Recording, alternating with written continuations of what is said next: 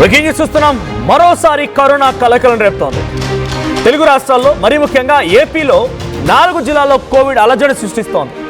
Covid పాజిటివ్తో 4 ఇప్పటికే చనిపోయారు. మీరు వింటుంది నిజమే.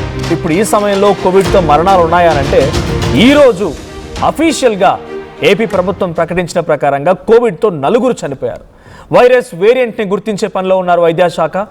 ఇక జూన్ 26 నుంచి జూలై 16 వరకు 12 కేసులు నమోదయ్యాయి. కడపలో అత్యధికంగా 8 కేసులు నమోదయ్యాయి. గుంటూరులో 2, విశాఖ, కాకినాడలో ఒక్కో కేసు నమోదైంది. 5 నమూనాలని పూణే ల్యాబ్కి పంపించారు. సో ఒకే చోట క్లస్టర్ కేసులు లేవంటున్నారు ఆరోగ్య శాఖ కార్యదర్శి వీరపాండియన్.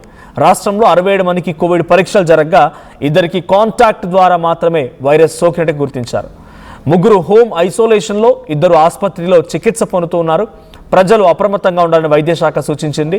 దేశవ్యాప్తంగా జూలై 1 నుంచి 339 కోవిడ్ కేసులు నమోదయ్యాయి. కేరళలో అత్యధికంగా 115 కేసులు, కర్ణాటకలో 64 కేసులు, మహారాష్ట్ర 43 కేసులు, తమిళనాడులో 39, ఢిల్లీలో 18. ఇక రాష్ట్రాల పరిస్థితి పైన కేంద్రం కూడా నిఘా పెట్టింది. కేంద్ర వైద్యారోగ్య శాఖ కూడా దీనిపై నిఘా పెట్టింది. సో ఆంధ్రప్రదేశ్లో 4 మరణాలు సంభవించాయి. మొత్తంగా 12 కేసులు నమోదయ్యాయి. సో వివిధ రాష్ట్రాల్లో వివిధ రకంగా ఉంది. అయితే ఇక్కడ అధికారులు చెప్తున్న మాట ఒకటే, ఇది గతంలో మాదిరిగా ఒక దగ్గర వన్స్ స్టార్ట్ అవ్వగానే ఆ కమ్యూనిటీలోనే ఆ రీజియన్లోనే పెద్దగా ప్రబలడం లేదు. ఇది డిఫరెన్స్ ఆఫ్ పాకుతోంది, ఒక్కో దగ్గర ఒక్కో రకంగా ఉంది అని చెప్తున్నారు.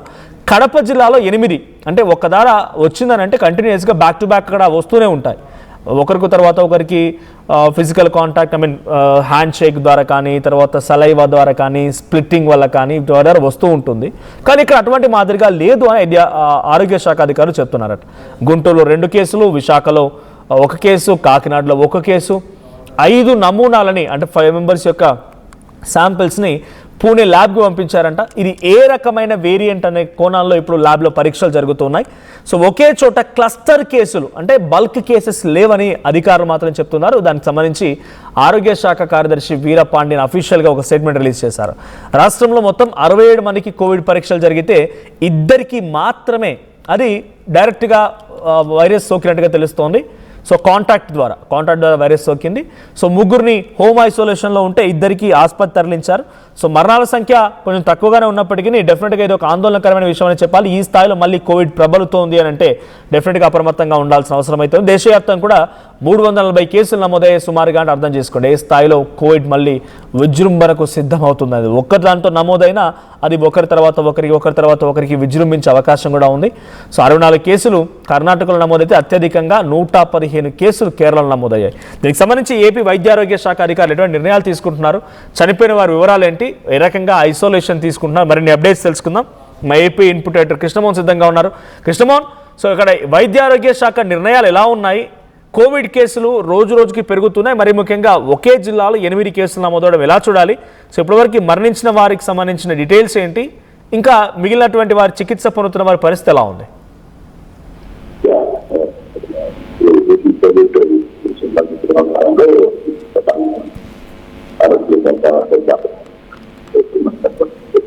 ఇప్పటికీ అంటే 12 కేసులు కడపలో 8 తగ్గింది. పెరిగిన పరిస్థితి కూడా అంటే అందరూ ఉండాలి. నిన్న 2 ఉంటే ఈ రోజుకి 3 వచ్చింది. దాంట్లో సాధనలో కోవిడ్ పాజిటివ్ 4 చెందినట్టుగా కొంత సమాచారం తెలిసింది. కానీ ఆ 4తో వివిధ కారణాల కోసం ముందే కొంత తీవ్రమైన ఆరోగ్యాలు ఉన్నాయనేది తదుపరంగా 5 నమూనాలు చెన్నైలో మనం స్వచ్ఛంగా చెన్నై వచ్చిన పరిస్థితి. ఇక్కడ రాష్ట్రంలో మాత్రం కొంత కంపారిటివ్ రాష్ట్రాలతో చూసుకుంటే ప్రతినిధిగా అయితే పెద్దగా కష్టం అయితే లేదు. కాకపోతే ప్రస్తుతం 3 ఆసుపత్రిలో చికిత్సలు జరుగుతున్న పరిస్థితి మనం డిశ్చార్జ్ చేయాలనేది చెప్తున్నారు. పబ్లిక్ దానికి కావాల్సిన కూర్చోవడం ఆంధ్రప్రదేశ్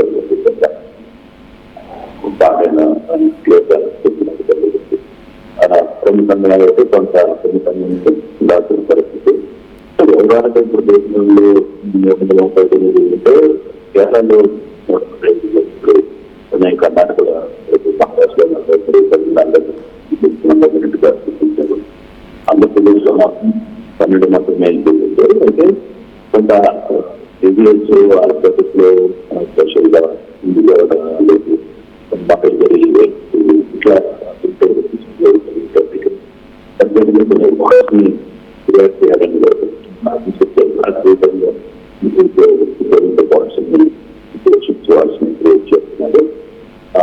అంత ఆంధ్రప్రదేశ్ మోషన్ ఆంధ్రప్రదేశ్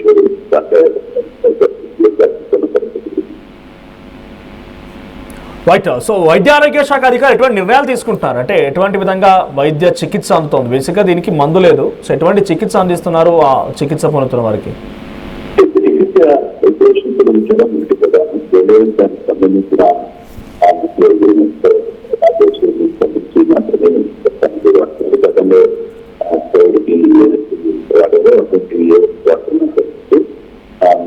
అంటే లాస్ట్ టైం కోవిడ్ వచ్చినప్పుడు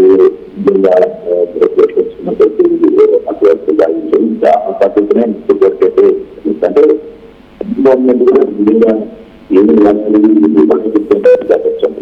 కాబట్టి కొంత ఇంపాక్ట్ కనబడుతుంది. లాస్ట్ టైం ఏదైతే వాళ్ళని ఐసోలేషన్ సెంటర్స్ మాత్రం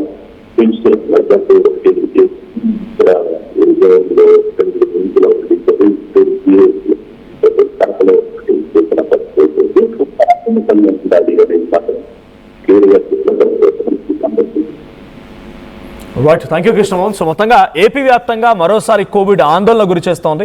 కడపలో 8 కేసులు నమోదయ్యాయి, గుంటూరులో 2, విశాఖ కాకినాడలో 1. సో బేసిక్గా కోవిడ్కి చికిత్స లేదు, కానీ సెల్ఫ్ మనమే కొంత డైట్ ఫాలో అవ్వడం కానీ లేకపోతే సహజంగా కొన్ని ప్రక్రియలు ఉన్నాయి. దీంతో పాటుగా ఐసోలేషన్ కూడా వెళ్ళడం మంచిది. మన కుటుంబంలో ఒకరి కనుక వస్తే వాళ్ళు ఐసోలేషన్లో ఉంటే డెఫినెట్గా ఇంకొకరికి అది ప్రబలకుండా ఇంకొకరికి పాకకుండా ఉంటుంటుంది. సో సహజంగా ఇప్పుడు ఈ మధ్య కాలంలో కోవిడ్ లేదు, మళ్ళీ అయినా కూడా ఇది ప్రబలుతోందని అంటే డెఫినెట్గా అప్రమత్తంగా ఉండాల్సిన ఆవశ్యకత అయితే ఉంది. సో డెఫినెట్గా కొన్ని సిమ్టమ్స్ ఉన్నాయి. సో ఆ సిమ్టమ్స్ అందరికీ తెలిసిందే, కోవిడ్లో ప్రతి ఒక్కరం ఎక్స్పీరియన్స్ అయ్యాం కాబట్టి అటువంటి ఎక్స్పీరియన్సెస్ మళ్ళీ ఆ సిమ్టమ్స్ కానీ మళ్ళీ మీకు రిపీట్ అయితే డెఫినెట్గా డాక్టర్ని సంప్రదించండి. డాక్టర్ల సలహా సూచన మేరకు తగు జాగ్రత్తలు తీసుకొని దాని నుంచి బయటపడండి. సో ఏపీలో ఇది ఈ స్థాయిలో విజృంభిస్తోంది. మరి వైద్య ఆరోగ్య శాఖ అధికారులు కొన్ని టెస్ట్ల రూపంలో వాటిని రిపోర్ట్ తీసుకోవడం కోసం పూణే ల్యాబ్స్కి పంపించారు. మరి ఏ వేరియంట్, ఈ వేరియంట్ తీవ్రత ఎలా ఉంటుంది అంటే తక్కువగా కేసులు నమోదైన మరణాలు కూడా సుమారుగా 4-5 మరణాలు సంభవించాయంటే ఇట్స్ నాట్ ఏ జోక్, ఇది చిన్న విషయం ఏం కాదు.